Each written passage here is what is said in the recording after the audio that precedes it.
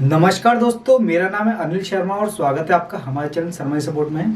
और दोस्तों, आज की वीडियो में हम डिस्कस करेंगे फोकल लेंथ क्या होती है, यानी फोकल लेंथ हम किसे कहते हैं। ठीक है, अक्सर आपने सुना होगा, आप कैमरा लेते हैं, कैमरे के सेक्शन में आता है 20 mm, 15 mm, 50 mm, 85 mm, या फिर आप फ़ोन लेते हैं, फ़ोन में आपको बताया जाता है वाइड एंगल कैमरा है, टेलीफोटो लेंस है।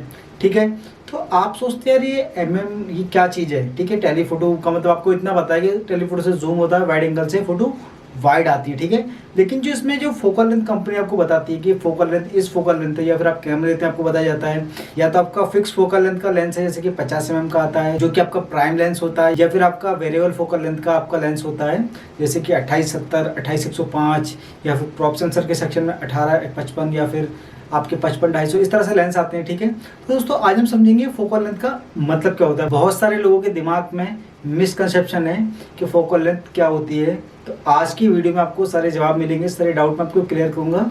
तो आइए जल्दी से वीडियो को शुरू कर लेते हैं।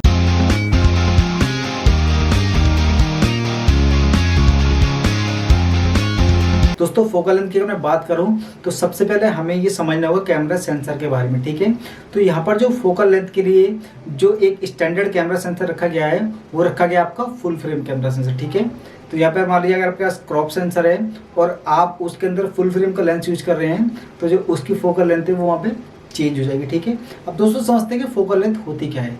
दोस्तों, जो फोकल लेंथ होती है, जो आपके कैमरे का इमेज सेंसर होता है, उस इमेज सेंसर पे जो डॉट बना होता है, जो पॉइंट होता है, ठीक है, आप अपने कैमरे पे देखेंगे तो वहाँ पे आपको लाइन एक डॉट बना हुआ है जहाँ पता लगता है कि ये कैमरे का इस पॉइंट पे आपका इमेज सेंसर है। ठीक है, उस इमेज सेंसर से लेके आपका जो लेंस लगा होता है उसका जो ऑप्टिकल होता है, यानी उसका जो ऑप्टिकल होता है, उस सेंसर और ऑप्टिकल के बीच का जो गैप होता है दोस्तों, हम उसको कहते हैं फोकल लेंथ। वो जितनी कम होगी वो आपको हेल्प करेगी फोटो या वीडियो वाइड एंगल लेने में, और वो जितनी दूर होगी, ठीक है, मान लीजिए वो 50 mm पे है और उसके बाद मान लीजिए 80 mm पे है, तो 80 mm की जो फोकल लेंथ होगी वो जूम यानी कि दूर का शूट करने में आपको हेल्प करेगी। और जो जितनी कम होगी, मान लीजिए 15 mm, 10 mm, 12 mm, ठीक है, ये आपके फिश आई लेंस होते हैं, या फिर आपका 22 mm, 25 mm, जो भी आप लेंथ लेते हैं तो वो आपके आ जाती है वाइड एंगल में। अब दोस्तों, वाइड एंगल, टेलीफोटो और स्टैंडर्ड लेंस समझते हैं। दोस्तों, जो इंसान की आंखें होती हैं वो जिस तरह से देखती हैं, ठीक है, मान लीजिए हमें कोई दुनिया जैसी हमें दिखती है, आम इंसान को दिखती है, ठीक है, तो उस चीज़ के सिमिलर होती है लगभग आपकी 50 mm की लेंस। जो 50 mm का जो लेंस होता है उसको हम उसके नियर बाई मांगते हैं कि उससे जैसा व्यू आता है वैसा व्यू आता है हमारी आंखों से। ठीक है, तो उससे जो लेंस ऊपर चली जाती है, मान लीजिए आपकी 80 mm, 105 mm, 200 mm, तो वो 50 mm से ऊपर की जो कैटेगरी है उसको हम रखते हैं टेलीफोटो के सेक्शन में। और जो 50 mm से नीचे की कैटेगरी है, मान लीजिए आपकी 35 mm हो गई, आपकी 30 mm, आपकी 22 mm, 15 mm, जो नीचे की कैटेगरी आ गई 50 mm से, उसको हम कहते हैं वाइड एंगल लेंस। ठीक है, तो दोस्तों आजकल के जो स्मार्टफोन है उनमें काफ़ी चलन चल गया है कि आपको 4-4 कैमरे दिए जाते हैं। एक्चुअली होता है क्या दोस्तों, अगर आप DSLR या कोई मिररलेस आप कैमरा खरीदते हैं या आप कैमकोडर खरीदते हैं, तो उसके अंदर जो लेंस आपको मिलता है उसका जो फोकल लेंथ है उसको आप वेरी कर सकते हैं, यानी उसको घटा या बढ़ा सकते हैं। लेकिन फ़ोन के केस में ऐसा नहीं होता है। फ़ोन के केस में क्या होता है कि आपका जो लेंस होता है वो फिक्स होता है। तो कंपनी क्या करती है, मान लीजिए आपको वाइड एंगल लेना है तो उसके लिए एक अलग लेंस लगा देती है, क्योंकि आप उसको जूम इन जूम आउट तो नहीं कर सकते, फिक्स अपनी जगह पे रहता है।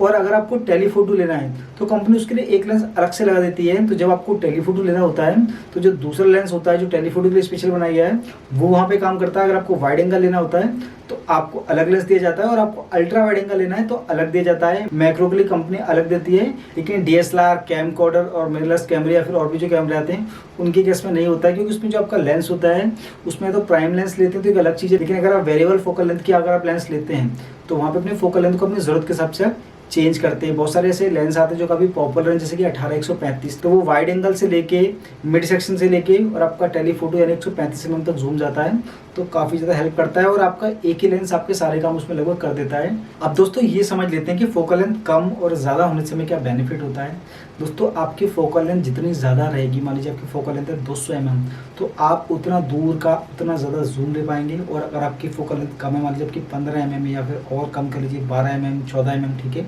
तो वहाँ पे आप उतना ज़्यादा वाइड ले पाएंगे। ठीक है, दोस्तों इस चीज़ में एक चीज़ होती है कि जो एंगल ऑफ व्यू है वो काफ़ी चेंज हो जाता है। मान लीजिए आप एक सेम सब्जेक्ट का फोटो खींचते हैं 200 mm की लेंस से, तो उसका जो बैकग्राउंड होगा वो काफ़ी कंप्रेस हो जाएगा, तो आपको उसमें ब्लर इफेक्ट काफ़ी अच्छा मिलेगा। ठीक है, लेकिन अगर आप मान लीजिए वही फ़ोटो खींच रहे हैं 35 mm के लेंस से, तो आपको उतना बैकग्राउंड ब्लर वहाँ पे नहीं मिलेगा तो आप सोचेंगे यार फिर तो 200 mm का अच्छा है, क्योंकि हमें ब्लर चाहिए, आजकल बहुत पॉपुलर है ब्लर होना है। लेकिन दोस्तों मान लीजिए आप ऐसी लोकेशन पे जाते हैं जहाँ पे आप दिखाना चाहते हैं, इन्वायरमेंट को दिखाना चाहते हैं, मान लीजिए आप पहाड़ी एरिया में गए हैं या फिर किसी हिल स्टेशन में गए, आप दिखाना चाहते हैं कि मैं इस जगह पे आया हूँ, ठीक है।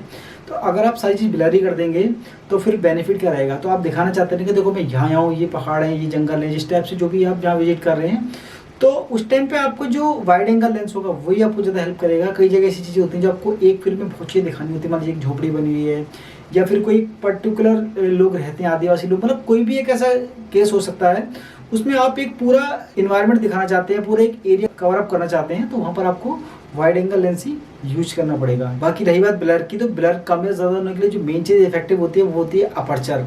अपर्चर के बारे में किसी और वीडियो में पढ़ेंगे। आज की वीडियो में दोस्तों हमने समझा कि फोकल लेंथ होती क्या है और इसका कैमरे में अपनी ज़रूरत के हिसाब से हम कैसे इसका यूज़ कर सकते हैं। तो दोस्तों आई होप आपको हमारी आज की वीडियो जरूर अच्छी लगी होगी। अगर आपको वीडियो पसंद आई तो वीडियो को लाइक करें। अगर आप हमारे चैनल में नए हैं तो आप चैनल को सब्सक्राइब ज़रूर करें। बाकी इस वीडियो को आप शेयर कर सकते हैं दोस्तों के साथ। बाकी आज के लिए बस इतना ही। Thank you friends, have a nice day.